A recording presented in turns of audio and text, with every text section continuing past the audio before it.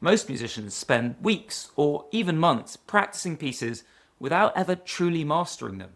I've certainly been there, and so have hundreds of my students, until I found a 4-step science-backed method that gets you playing even the trickiest sections flawlessly, sometimes in just a few days. So, in this video, I'm going to show you the fastest method to master any piece, even the ones that used to feel impossible. When Vincent first came to me, he'd been slogging away at a Bach minuet for months. He'd poured in hours of determined practice, but no matter what he tried, his playing stubbornly hovered at mediocre. You could hear the frustration in every bar, little glitches, clunky rhythmic feel, and a piece that just wouldn't come together. But everything changed when I showed him the strategic approach I'm about to teach you. Within a couple of weeks, Vincent's playing was transformed, smooth, confident, and musical. So, how did he do it? I'm going to walk you through a concrete 4-step system that blends 2 research-backed strategies with 2 foundational techniques. Now, each step is powerful on its own, but when you combine them, the results can be dramatic. Think of it like mixing baking soda and vinegar. Separately, they just sit there, but together, boom, the music comes alive. But if you don't put these steps together in the right way, nothing happens. And that's why I've created a simple cheat sheet you can print out or keep it on your phone and use before every session. Grab that at the link below. Now, let's dive right into step 1, which is to make a priority list. One of the biggest mistakes I see people make is treating every part of a piece as equally important. But if you want to master music fast, your first task is to figure out which bits need the most attention. Think of it like suddenly discovering your home is on fire. You go straight for a few really vital things, grab them, and get the hell out of there. You wouldn't waste time picking up whatever knickknacks are closest to you first.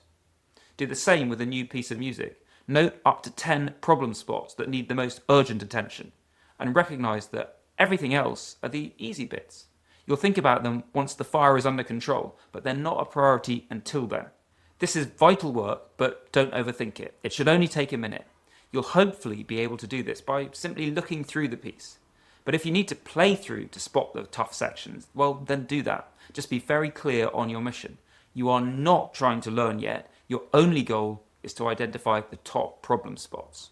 For instance, you might see that most of the intro is easy, but there's one tricky run in the middle that's going to trip you up. Jot that down and move on to find the next one. And the tougher a passage is, the smaller pieces you want to break it into. So what you end up treating as one problem spot could be as short as a single bar or as long as 10 bars, depending on just how challenging it is.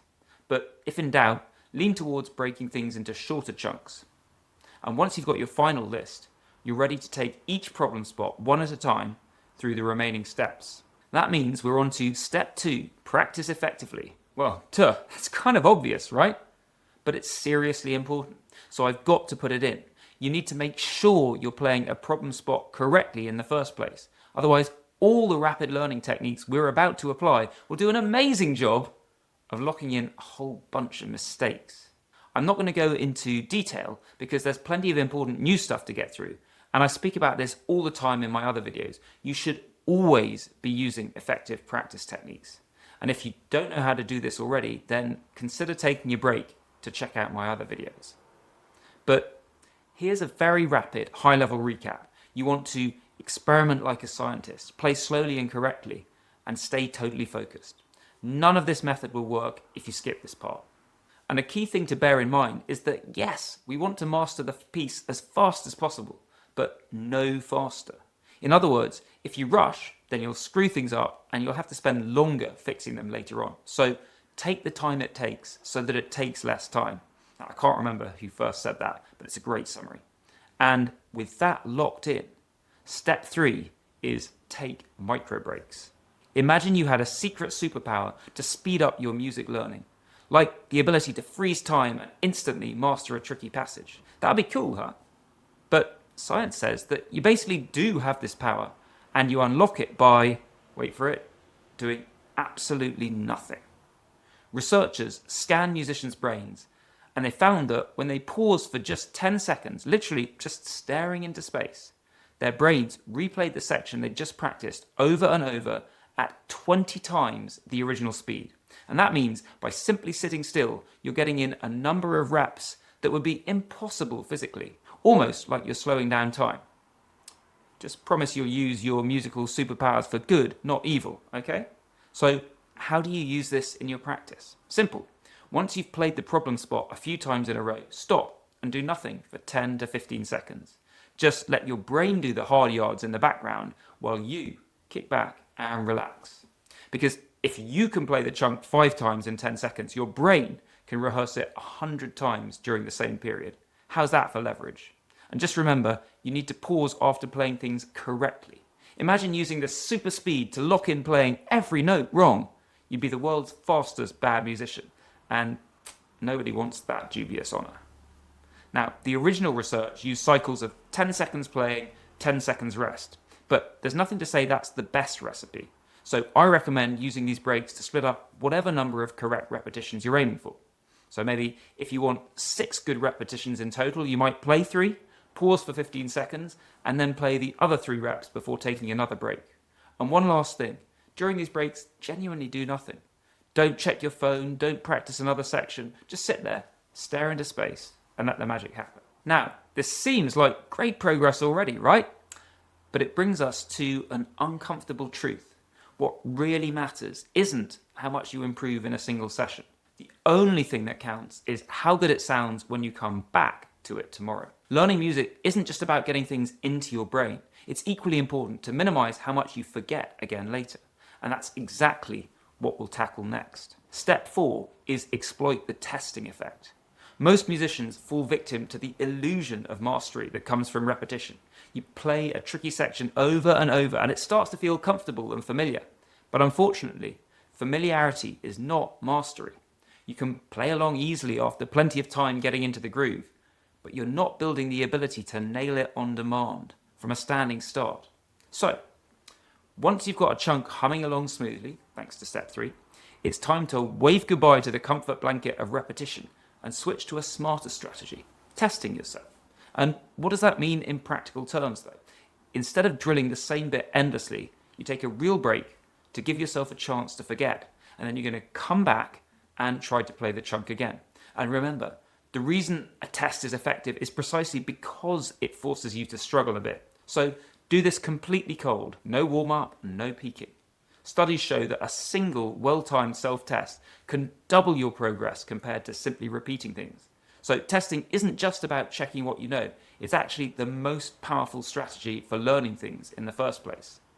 And this isn't just for remembering facts, nope, this has been shown to work just as well for motor skills like playing music. But you don't want to stop at just one test. Researchers have found that more tests equals faster progress if you schedule things correctly.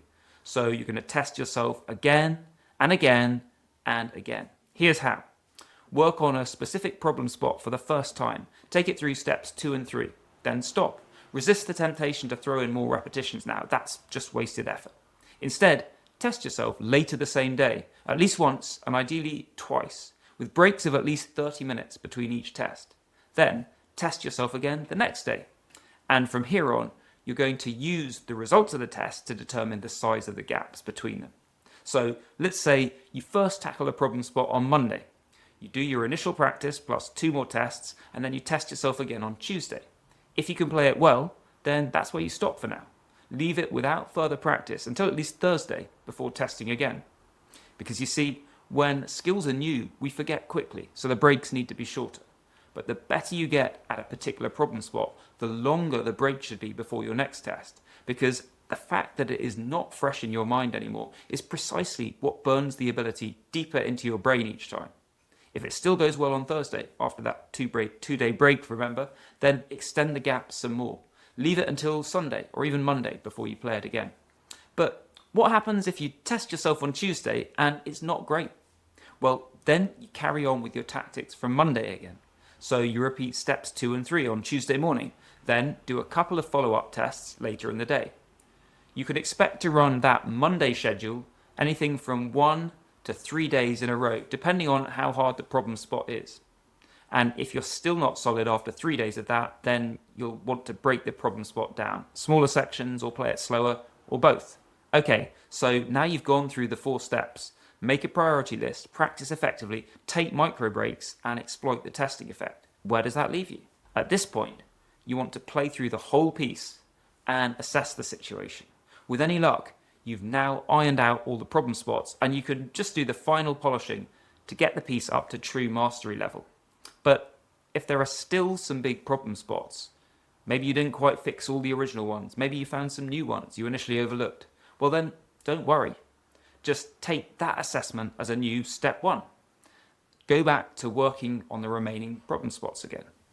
And if you keep taking this approach, then you'll get everything perfect in record time, because you're always focusing on just the most important areas and then fixing them with the most effective techniques. And to make this really easy, I've created a short cheat sheet you can use to get the key details right every time.